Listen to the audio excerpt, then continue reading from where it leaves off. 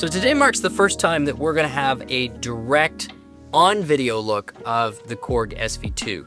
Now this is a stage piano that was a follow-up to the original SV, and it really kind of got famous because it had this whole like tube preamp on the left side that kind of warmed up and you could see it. That was sort of one of the major appeals to this whole instrument. But it was more than just that. It was a whole vibe. It was an aesthetic to the instrument that kind of like harkened back to this sort of retro feel or retro age. Plus it looked and felt great. So we're gonna get this out and give you our first in-depth look of the SV-2 in 2025. See how it's still stacking up against all of the other instruments that are out there in the stage piano category.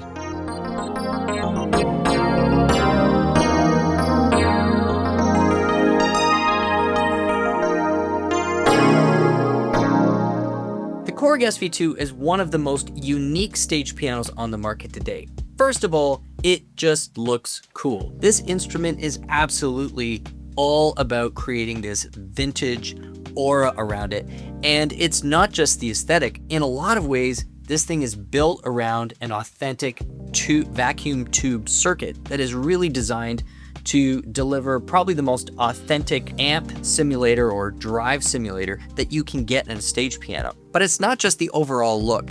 The user experience, how you navigate this instrument, is pretty specific to the SV-2, not to mention that to really truly unlock its editing potential and even using layers at all, you have to use the editing software that comes along with this SV-2. Now the software is free, so it's not like KORG is trying to pull a quick one on you, but this is very different from any other instrument that offers this kind of software editability, in that instead of giving you the convenience of choice, this really is saying, if you're going to set your SV-2 up for a gig, if you're going to set it up with a series of presets and layers and really get in under the hood, this is happening at home in front of a computer with lots of time to preconceive of these layers and the overall setup, not in real time. This thing is almost the antithesis to two other leading stage pianos that I can think of, say the Roland V Stage or the Nord Stage 4,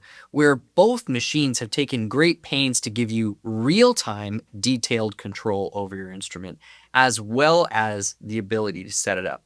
This has really kind of siloed those two worlds. You're in setup mode where you've got a computer with you, or you're in live mode where they've really tried to streamline what you should and can be interacting with in the moment. There's so much more under the hood once you can get to the software.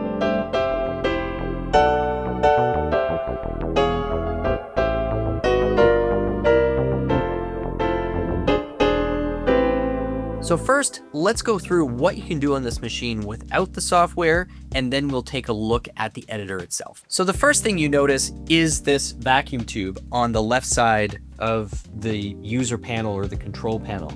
Now, for the most part, they have set this up so that it flows kind of like signal flow from left to right, except that if that were the case, your tone generator would be all the way on the left, and then you'd be flowing left through right. It doesn't quite work like that. They have put your tone selection and your favorites right in the middle because they know that's what you're going to be using probably the most. But otherwise, they've got these modular areas set up where you can control different elements of the sound. So we start with the equalizer on the left. We've got bass, mid, treble, as well as the ability to turn that on and off. Then we've got our pre-effects, which include a range of effect types from, wah pedal, vibrato, trem, all kinds of different compressors and boost. Again, that's an on and off. Then you've got the ability to affect the parameters within those various pre-effects here with the speed and intensity dial. Then we've got the amplifier, which is, once we activate that, that's where we really start taking advantage of this genuine onboard analog circuit to really create a true drive and like a really, really nice, warm, distorted sound. Then we come over to our favorite section, which if you have not set this machine up yourself and you don't have a manual next to you, is almost useless because you really don't have any idea what is stored behind this, because one of the first things you really do notice after you get over the cool look is that there's no user display. There's no digital display here whatsoever. So This is great if you set the instrument up. If not, this is going to maybe be slightly confusing or maybe even frustrating for a brand new user. The sound selection area is pretty straightforward.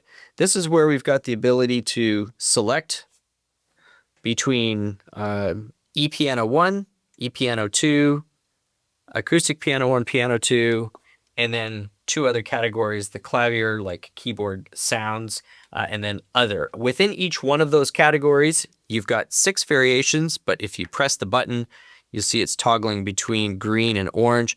Those are 2 sub-variations per variation. So really what it is 12 patches or 12 tones per category. So 12 times 6, if my math is right, gives us 72. And then you've got the ability, only using the software, to actually layer those. So on first pass, you're like, oh, I can only use one sound at once. Well, that's really not the case. Then continuing to move over, now we've got our digital modulation options here. And that's where we can apply things like phasers and choruses, rotary speaker if we're going to be using like an organ sound. And again, we've got the ability to adjust the parameters. Then finally, we've got our reverb or ambient engine, as they call it, and several types that we can toggle through, our basic on and off. We can even tap so that we can time some delays if we want to, and then a depth knob. So let's just play through a few sounds using some of those things that we just pointed out, so you can get a real sense of the raw sound and warmth of this instrument.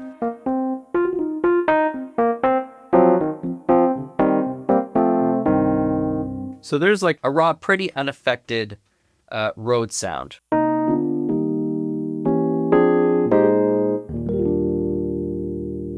It's got a bit of an EQ on it. Now let's turn some effects on.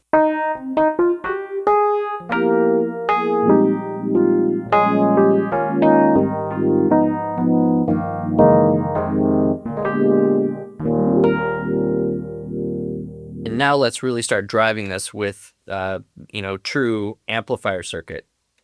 So we've got several different amps to choose from.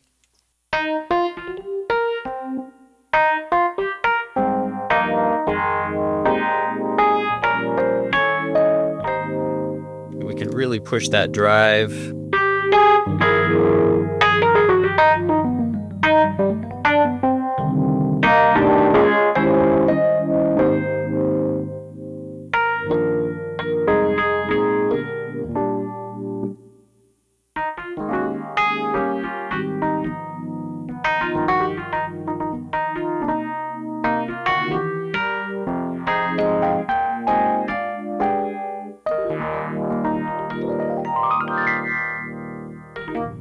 We can also play around with some of those effects.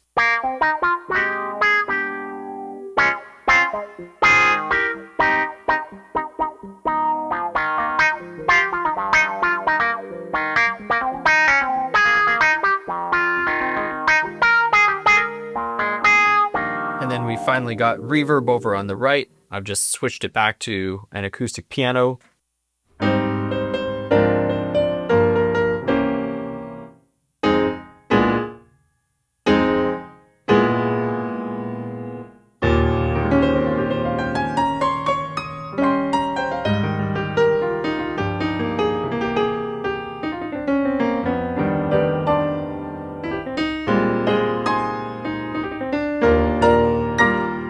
And so working through each sound and all of the various sound modulation possibilities here, you get a sense that you could get some really nicely affected, personalized, and definitely analog sounding tones out of the SV2. But if this is supposed to be standing in the same category as some of these other stage pianos, that's when you start scratching your head going, but where are the layers? Where's all the editability? Where's, setlist building capacities of this thing?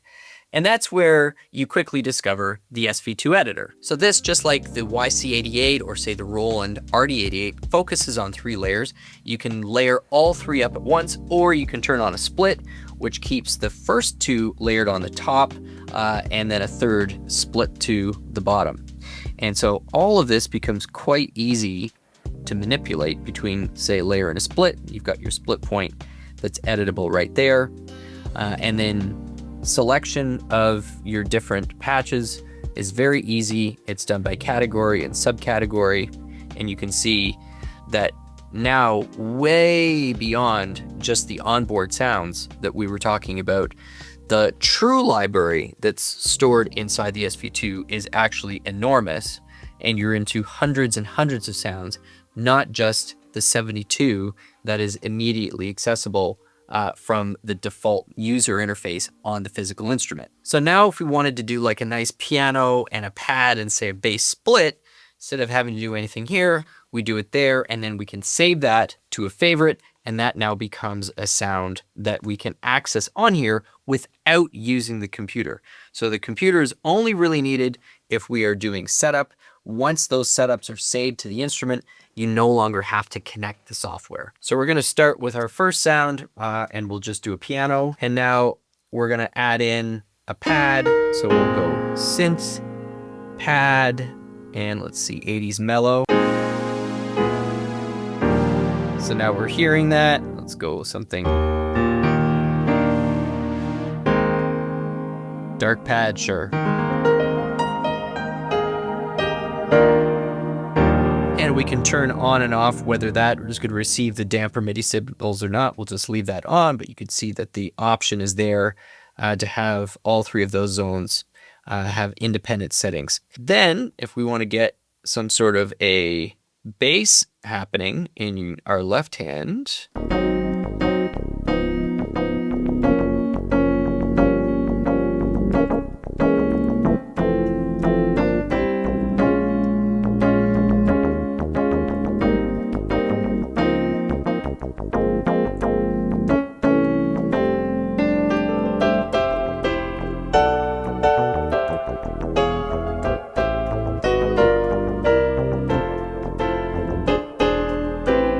so now that's on the machine, you can store that to one of your favorites, and now that's available for you to call up at any time, even without the use of the editor. Additional on the editor is quite a bit more detail and editability when it comes to your effects, as well as some global settings. So with the addition of that software, which really isn't optional, if you're going to get the SV2, you are going to be using this software, then you really bring the functionality into something competitive with some of these other mainstream stage pianos. I'll definitely give the editor this. It's very easy to use and well laid out, so you're not going to have to waste hours and hours figuring out how to use this in conjunction with the machine itself.